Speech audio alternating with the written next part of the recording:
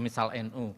Belakangan itu ya, dengan Bahsul Masail, dengan yang dilakukan UIN dalam kaitannya dengan pemikiran, itu seperti apa itu Mas? Tes. Oke, Assalamualaikum warahmatullahi wabarakatuh. Saya ini dosen tetap Prodi Ilmu Al-Quran dan Tafsir Fakultas Usuluddin UIN Syarif Hidayatullah Jakarta. Rupanya identitas itu penting untuk ditegaskan ya. Karena identitas yang di luar mungkin lebih dikenal, mungkin karena aktivitas saya di luar lebih banyak. Saya tetap 14 SKS Bu Aman. Ngisi BKD setiap semester. Itu saya kira bedanya pembaharu zaman dulu dengan pembaharu zaman sekarang. Kita tahu Madrasah Nizamiyah itu adalah universitas Islam negeri. Seluruh dosennya dibiayai oleh negara. Al-Itqan fi Ulumil Quran yang ditulis oleh As-Suyuti itu dananya dari Kementerian Agama saat itu. Hasil 8 bulan di puncak turun menjadi Al-Itqan fi Ulumil Quran. Tidak ada ulama-ulama besar zaman dahulu, katakanlah Abu Hamid Al-Ghazali punya pondok pesantren. Ibnu Sina, Al-Kindi, Al-Farabi, Asy-Syatibi, itu enggak ada yang punya pondok pesantren. Itu semuanya adalah orang-orang dosen negeri di UIN Nizamiyah saat itu, dibiayai oleh negara. Karena itu para pembaharu zaman dulu tidak disibukkan oleh persoalan-persoalan mencari maisha, karena kehidupannya sudah ditanggung oleh negara. Itu penting itu. Saya kira Bu Amani punya kesadaran itu. Bukannya gajinya sudah besar ini Mas? Besar. Makanya saya remunnya 28 poin itu saya penuhi. Oke. Saya ini termasuk korban dari aspek linearitas di perguruan tinggi keagamaan Islam. S1 saya itu di bidang usul fikih, S2-nya tasawuf, dan S3-nya tafsir. Dengan harapan orang tua saya itu agar saya menjadi ayyakuna faqihan, usulian, wasufian, wa mufassiran. Gara-gara harus begini sesuai linear dan lain-lain, maka mungkin kita tidak punya lagi tokoh-tokoh seperti Al-Ghazali. Dia sufi, dia filosof, dia mufassir, dia mu'arrikh, dia adib. Itu yang saya kira harus kita pertimbangkan ulang. Seakan-akan ini sama dengan ilmu-ilmu di tempat lain. Saya ini SMA-nya fisika kimia ya, A1. Makanya agak lompat-lompat juga. Pernah sekolah di Sekolah Tinggi Filsafat Dirgantara, memang belajar hermeneutika, filsafat dan lain-lain. Karena bayangan saya ya paduan antara Ibnu Sina, Al-Ghazali, Asy-Syatibi. Itu tokoh-tokoh yang besar. Jadi Pak Aceh, ulama-ulama zaman dulu itu tidak sibuk ngurus santri. Pokok murni kerjanya adalah menulis. Imam Nawawi yang meninggal umur 48 tahun, memiliki kalian 482 judul kitab. Syarah Muhadzab itu 24 jilid, satu jilid 400 sampai 500 halaman. Kapan menulisnya itu? Itu tantangan besar bagi kita semuanya. Itu terkait dengan yang tadi ditanyakan, kok lebih dikenal di luar. Saya hari ini jam ini sebenarnya sambil mengikuti percakapan dengan isu yang sama, diskusi terbatas dengan Zoom, dengan Ketua Umum Pengurus Besar Nahdlatul Ulama, Wakil Rais Am Pengurus Besar Nahdlatul Ulama, 5 orang, makanya saya keluar masuk, untuk bicara fikul hadar wa thaqafah, fikih peradaban. Isunya adalah isu-isu yang mungkin tidak sempat dituntaskan di dalam generasi Gus Dur dan Cak Nur. Cak Nur ini kan berhasil menyandingkan antara Islam dan hak asasi manusia, Islam dan demokrasi. Dan agak jarang pembaharu zaman dulu itu Gus Dur, Cak Nur, Buya Syafi'i Ma'arif bicara mengenai perempuan. Generasi kita sekarang ini ditantang untuk masuk ke dalam isu-isu yang lebih mikroskopik. Hari ini tiba-tiba kita disodori bagaimana respon agama terhadap isu LGBT. Sesuatu yang tidak ditagihkan kepada generasinya Gus Dur dan Cak Nur.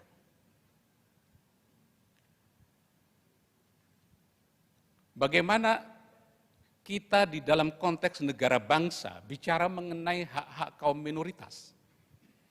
Di dalam Munas Alim Ulama 2019 di Banjar, yang gara-gara itu saya dibully, untuk tidak menggunakan istilah kafir, dhimmi, mu'ahad, musta'man, dan harbi kepada non-muslim di Indonesia.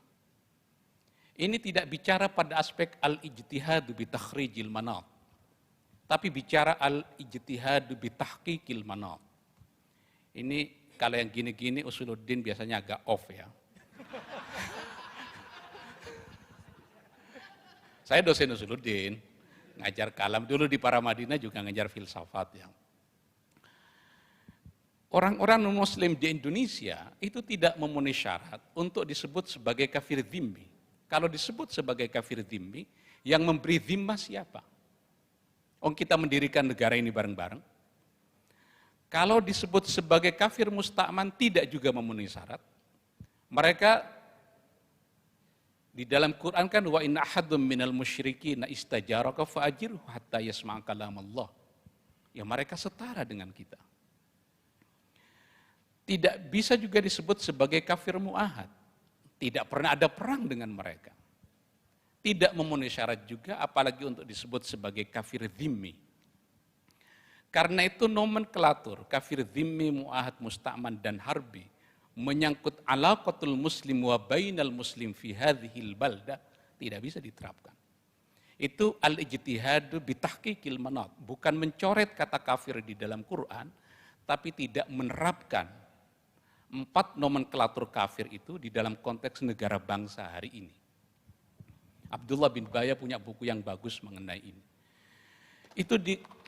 Itu dikira pikiran saya, dianggap saya bisa merekayasa pikiran 600-an pengurus wilayah dan cabang Nahdlatul Ulama seluruh Indonesia. Sehingga saya 1 bulan matiin HP. Gara-gara itu. Karena ide-ide pembaharuan ini memang tidak cukup bisa ditangkap oleh kalangan bawah.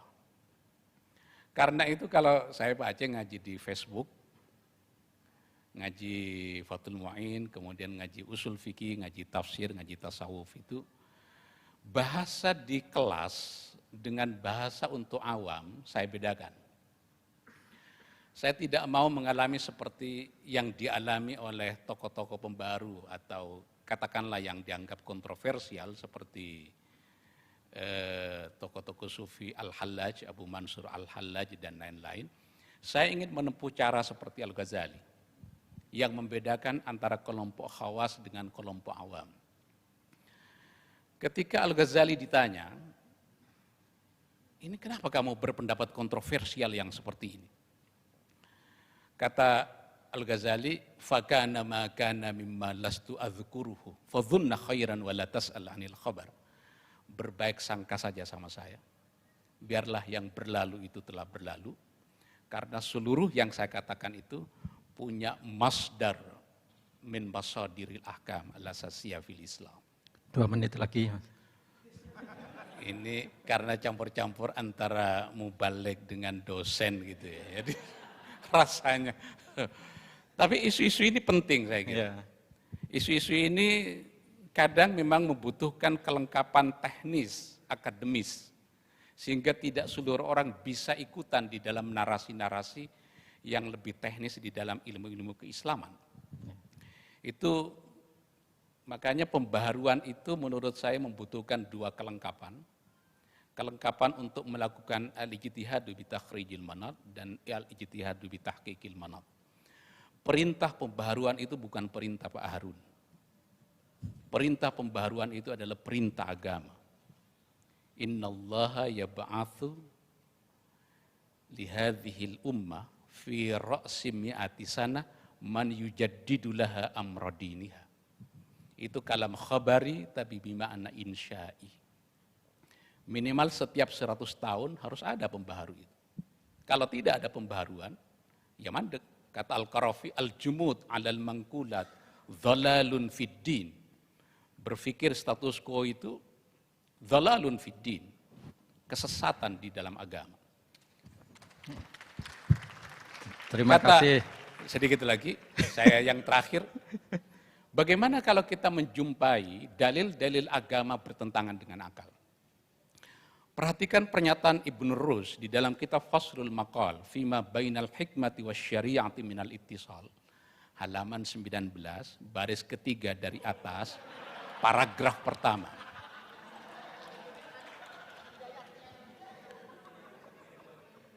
Kalau adidayat kan hadis, ini kitab, lebih sulit.